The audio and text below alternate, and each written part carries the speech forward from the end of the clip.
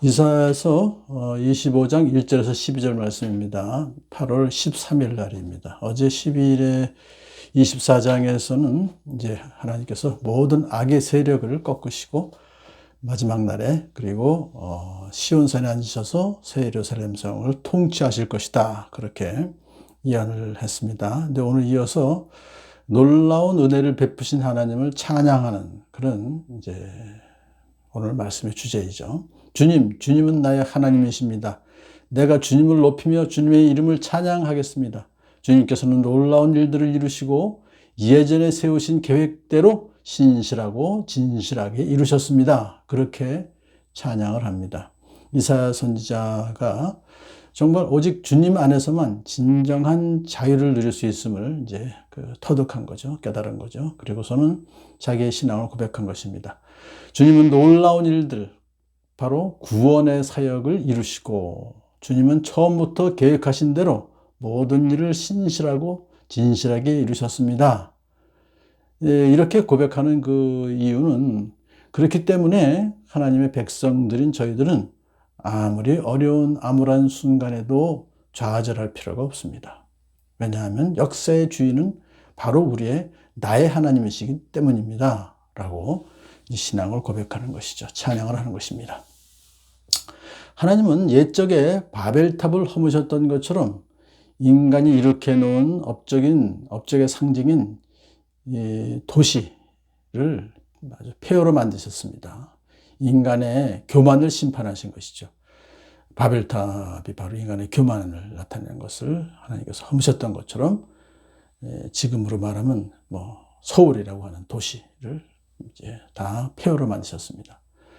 그래서 하나님은 세상에 힘 있는 자들의 기세를 힘으로 꺾으셨습니다. 그러므로 인간이 하나님 앞에서 자신의 업적을 과시한다는 것은 곧 자신의 종말을 부추기는 것이라고 볼 수 있습니다. 이것이 예언적인 얘기지만 이렇게 과거 동사를 쓴 것은 확실한 미래를 나타내는 것이기 때문에 그렇죠. 자, 그렇게 하나님께서 파괴하시고 심판하시지만은 그것은 바로 약한 사람들에게는 찬송이 된다는 것입니다. 사회에서 소외당하고 억압당했던 가난한 사람들, 곤경에 빠진 불쌍한 사람들이 드디어 포악한 자들의 소나기에서 벗어나게 되기 때문이죠. 흉악한 자들의 기세는 하나님에 의해서 완전히 꺾이고 말게 되는 것이고, 그래서 구름 그늘이 떼약볕에 열기를 식히듯이 포악한 자들의 노랫소리를 하나님께서 그치게 하셨다 하는 것을 선포합니다. 자, 그 날이 오면, 마지막 종말이 오면 만군의 주님께서 이 세상 모든 민족을 시온산으로 부르셔서 풍성한 잔치를 베푸실 것이라고 이사야 선지자가 예언해요. 이제부터가 아주 본문의 백미인데요. 왜 그럼 풍성한 잔치를 베푸실까요? 오랫동안 이 세상에서 모든 수모와 고통을 당하면서 오직 재림하실 예수님을 기다리던 성도들이 드디어 이제 오신 주님과 함께 잔치에 참여하는 그런 기쁨을 누리게 되는 것입니다.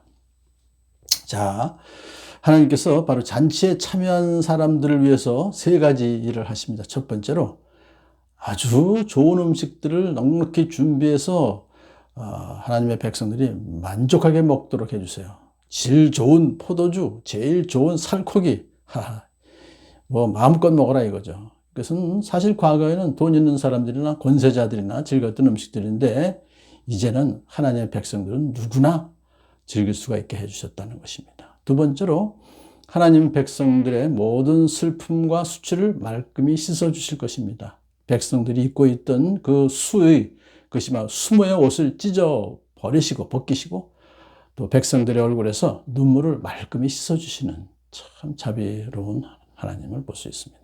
세 번째로 더 이상 죽음이 하나님의 백성을 지배하지 못하게 하십니다. 죽음을 영원히 멸하십니다.